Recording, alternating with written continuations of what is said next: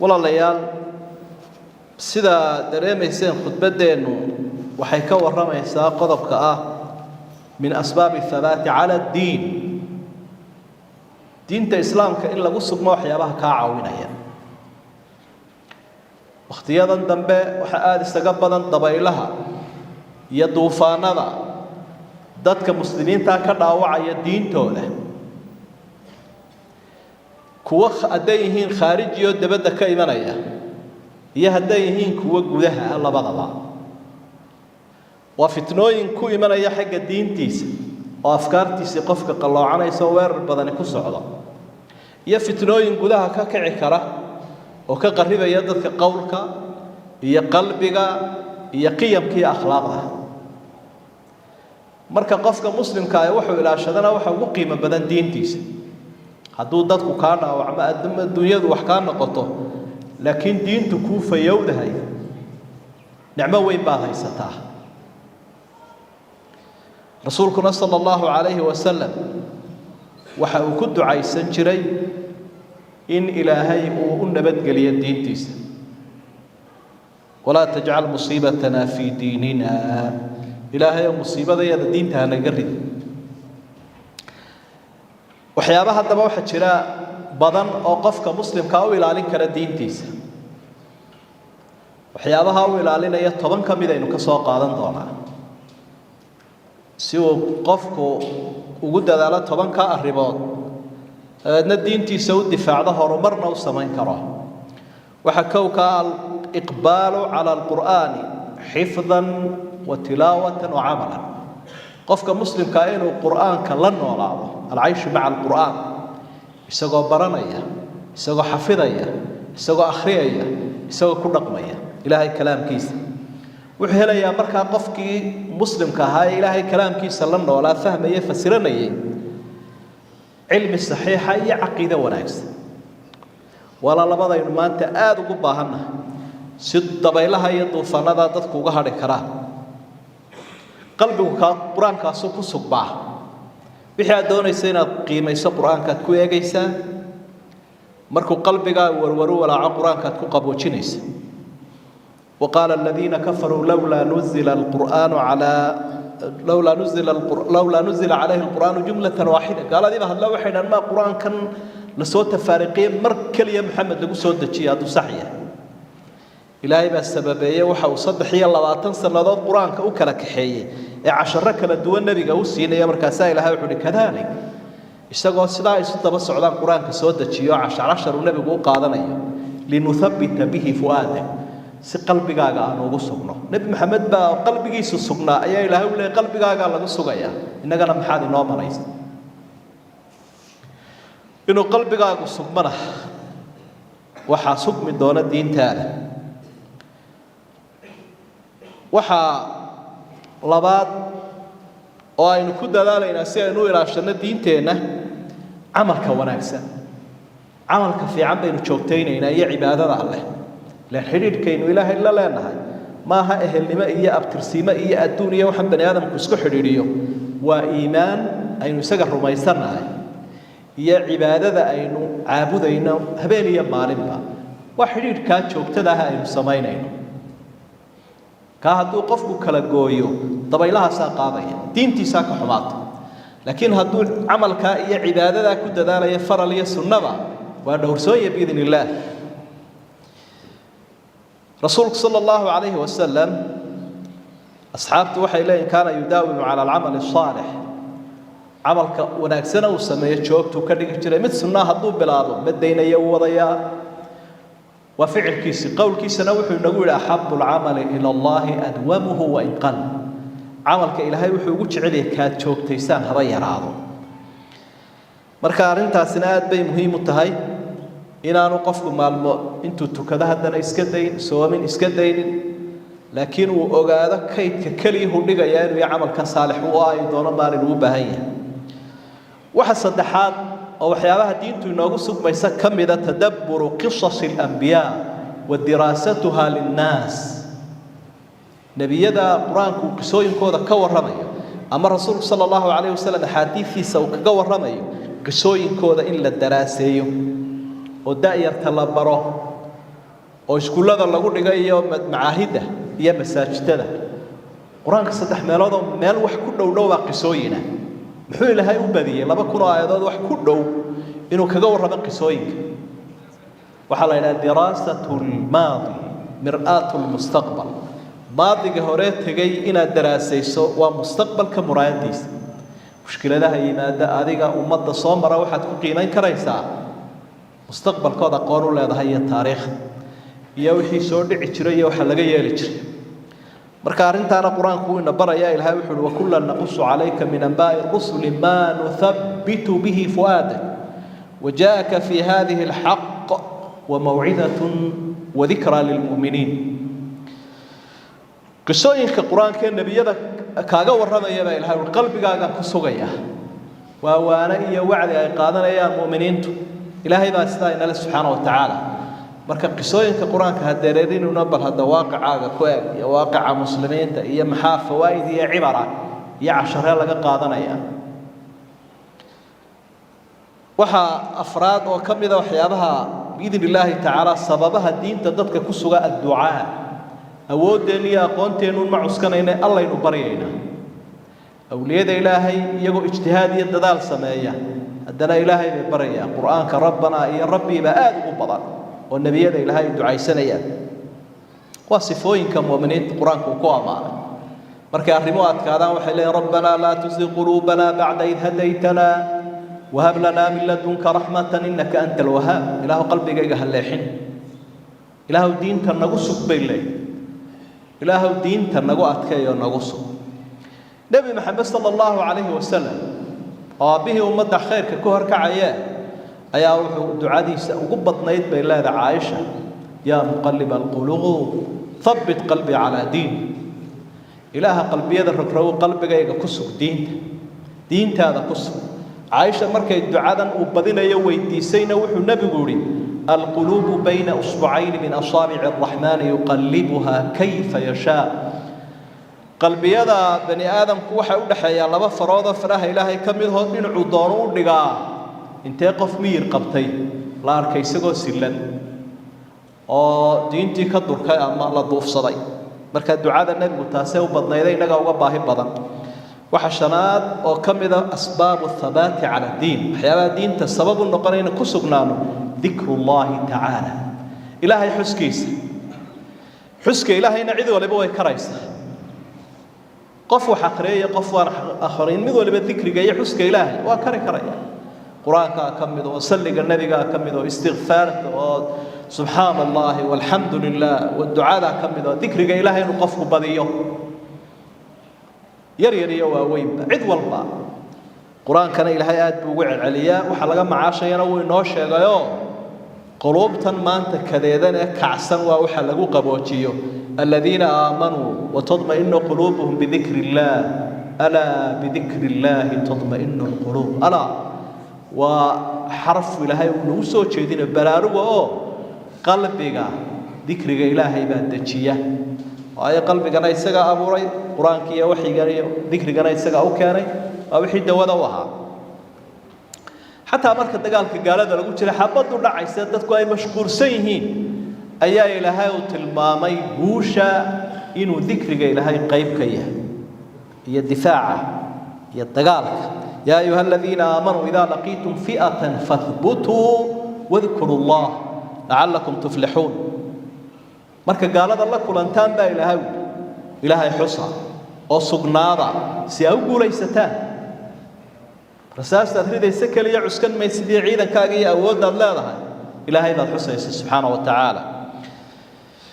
wana noloshii qofka dadkan aad arkaysa in badan baa iska soconayso iska caabcado iska xoog weyn laakiin qolfoofa ilaahay uu kaanam khushubun musannada قفك أقونتيسي أودي سمقتمها وأود الداخل المؤمن القوي خير وحب إلى الله من المؤمن الضعيف بركاستان النبي وحو الله عليه الصلاة والسلام قفك إلهي حسيا يكأن إلهي حسين وكالحي والميت قفك نار يبدي توكل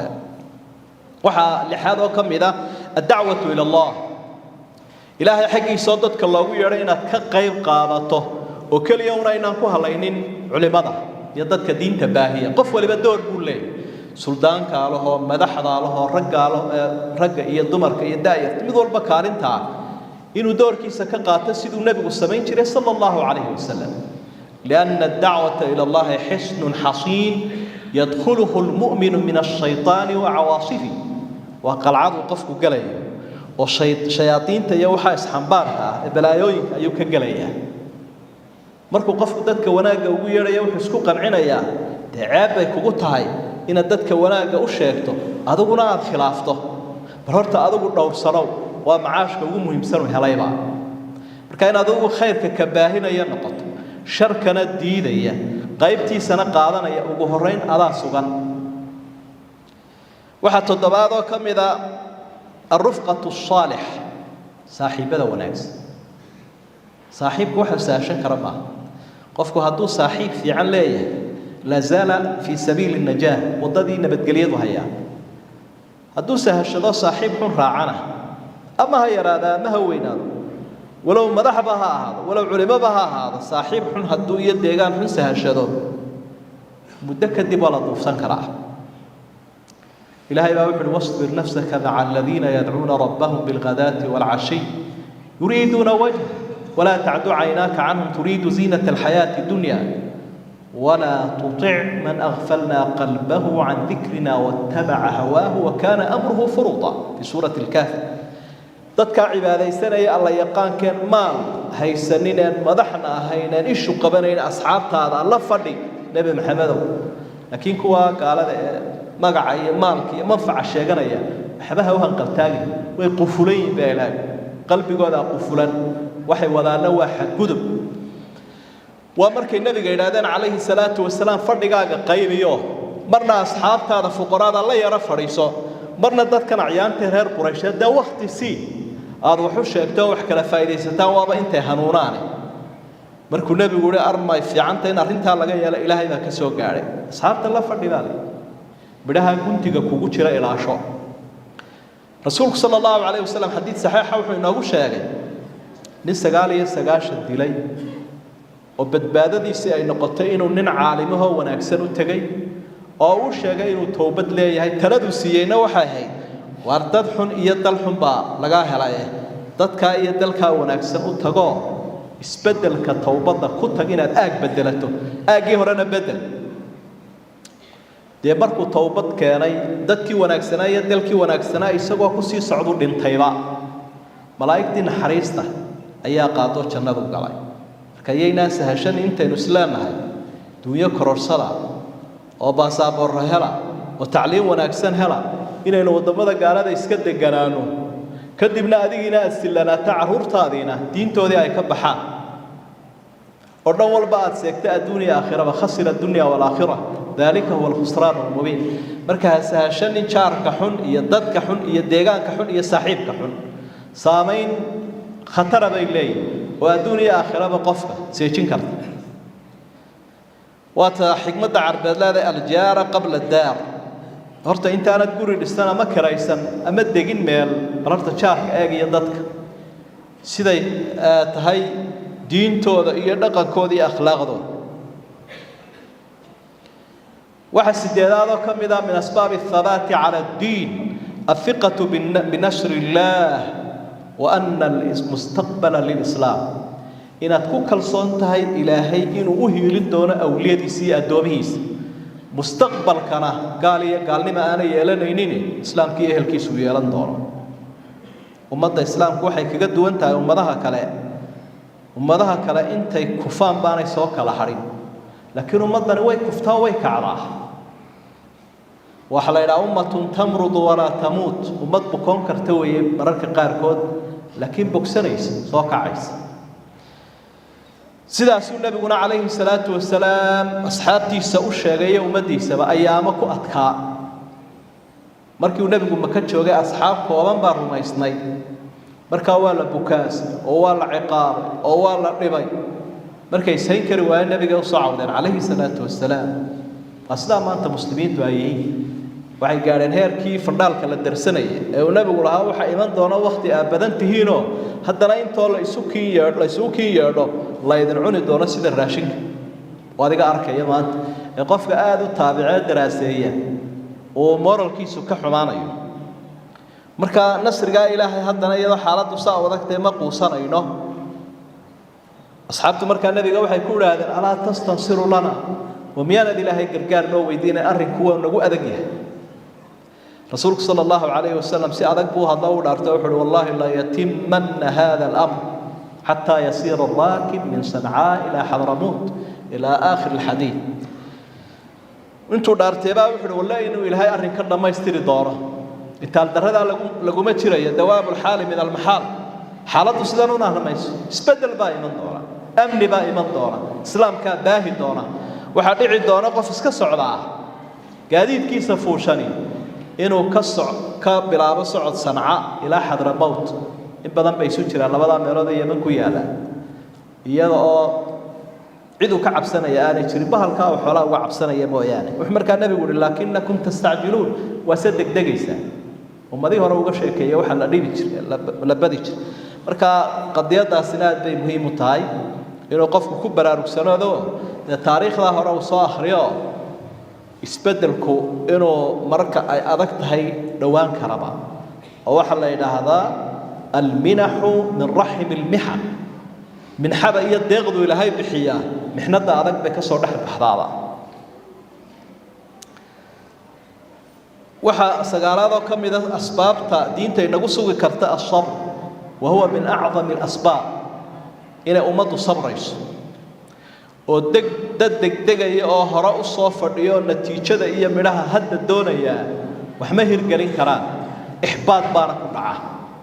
natiijadu inay hadda timaado ma aha inagu waa dadaalaynaa ilaahay diintiisa inuu hirgelinaynaa dadka muslimiinta iyo dalalkooda inuu hormaraynaa hamigeena weyn laakiin midhaha iyo natiijada doonaysa goorta imanaysa ilaahay baa gacanta ku haya subxaanahu wa tacaala marka sabirku waa laga maarmaan تاريخ الأنبياء ده مركز أركته واحد نبي نوح بعد قصدي سيدة جيسانيس وإلهي وتلمامة سجال بقول يا كنت سنذر الدعوة باهني هذا نوح وما آمن معه إلا قليل أنت الربع سبوي يا ري مو ورانين إن جد عدد كم واحد عليه مركو شام بقول السلام مريني هل كاكمو تشوتشنا وحقا دور كيسين وقاضنا والدعوة ده يتواجب وجودنا نتيجة إلهي بقعنت كويس سبحانه وتعالى إلهي بأوحر يا أيها الذين آمنوا استعينوا بالصبر والصلاة إن الله مع الصابرين صبر ككاشدة صلاة كاشدة أنا ونعيد الصبر يسوى بربر تاجنا الصبر كواحد كهر إلى معية الله سبحانه بالعون والنصر والتأييد نبينا عليه الصلاة والسلام ودعي حديث بخاري كسجنا وحر من يتصبر يصبره الله ذاتك صبر كد داله إلهي هو سهل صبرك وما أعطي أحد عطاء خيرا ولا أوسع من الصبر قفك لما سنين ديك ونكسن وكبلارا صبرك رسولك صلى الله عليه وسلم مستحيل لا تنسنوا رسولها صدح إيطبان سندود بصبر كبرا يا صحابة ديس سياوي أشان سعة الصدر لا بلارا يبنبر بلارا يدلقاد وين وأمانة علوس أي حنبارا أنت أدونك جربة جريس سيدتك وقارسين لها مركز صدحية طبعا صنادت كلا تببري وحي النغضين عالم كدتك قارسية دين تإلهي مركز صبر كراوة مهم ما هي صبر كنا قلنا مع الله قفك إحباط وكل عاء وقوسته ويأس وكل عماه لكن قفك يسوى التاريخ لا الدنيا ذا سوى وأود إلهي وأنا صبر كأقاده وحي دور كالنتين نوا قادنينا لكن شديد مين واحد طبناضا كم إذا التأمل في نعيم الجنة وعذاب النار وتذكر الموت قفوينو إشي سديريو أركتي سديراتو إلى آخرة أي سعطه أو جنة قرآن كوكو الرمي إيغو عذابك إيغو قيريد إيغو اسكو قنعيه كل إذا هل كان هو دار الممر لا دار المقر هل كان ما هم مال لقصق ما هو مال لمره عذو لبنا الدورون قادنيس dadkuna soo jannada naaru ku dambeyn maayaan adigu saad u noqotaa kuwa jannada gali lahaa ee amalkoodii iyo dadaalkoodii iyo sabirkooda ku gal lahaa sidaad u noqotaa soo kollayba laga dhiman maayo gaalku hays waaweynayo wuxuu doonaha sameeyo waxyaabo badan oo khiyaaliya ha soo bandhiga laakiin haddana adduunka ilaahay baa gacanta ku haya isbedelkana haya هذا آخر هذا هجاج سو دين هذا هجاج تاسو قرآنكم نبرة يا إلهي بأوحد وسارعوا إلى مغفرة من ربكم وجنة عرضها السماوات والأرض أعدت للمتقين وحأودك دكتا أود ذا شان جنة بلارا وبلار كيادو عركو يدولك أولاقي هاي وإلهينا وديارية أوليادي سيادتك الله يقانك إساقا كعب صلاة واسنا آدكو بيرتو بعد اسكو دايس كل نفس ذائقة الموت وإنما توفون أجوركم يوم القيامة فمن زحزح عن النار وأدخل الجنة فقد فاز وما الحياة الدنيا إلا متاع الغرور آيات كسد قرآن كآخريس أدوهم كتاتكو إن كستبهم مرو لكن غيرو با يمنطون waxa guuleystay qofka janno helay naar ka badbaaday ilaahay meesha yar Allah waa shay Allah wareeray adduunyaduna waa alaab kullu goynayso dadka in badan dagays marka aragtiyaha iyo aqoonta iyo acmaasha marka la isu geeyo waa aqeedo saxiixa iyo amal saxiixa iyo cibaado sooba inta marka in isku darno biidin Ilaahi ta'ala Ilaahay diintiisana in ku kalsoonaano iyo mabda'eena iyo nafteena waxaan rajaynaynaa in diinteenu noo dhowrsoonaato insha Allah ta'ala waxaynu ducaynaynaa runtii tacsi u diraynaa ummadda islaamka iyo ehelkeena Falastiin walaalkeena mujaahidka yahuuda ay dishay wala laga yaabaa cid kale inay shaqo u raacisay isagana khayr iyo shahaada inuu rajaynaynaa ummadda islaamkana iyo ehelkiisana inuu sabir ilaahay ka siiyo اللهم أرنا الحق حقا وارزقنا اتباعه وأرنا الباطل باطلا وارزقنا اجتنابه ربنا لا تزغ قلوبنا بعد إذ هديتنا وهب لنا من لدنك رحمة إنك أنت الوهاب اللهم أصلح العباد والبلاد اللهم أصلح العباد والبلاد اللهم أصلح العباد والبلاد اللهم انصر الإسلام والمسلمين وانصر المجاهدين والمستضعفين في كل مكان يا أرحم الراحمين وانصر إخواننا في فلسطين اللهم عززهم اللهم انصرهم على عدوك وعدوهم يا أرحم الراحمين اللهم أصلح بين قلوب المؤمنين وأصلح ذات بينهم اللهم أصلح ذات بينهم يا أرحم الراحمين اللهم اشف مرضانا وعاف مبتلانا وارحم موتانا وتمم نعمتك علينا يا أرحم الراحمين وآخر دعوانا أن الحمد لله رب العالمين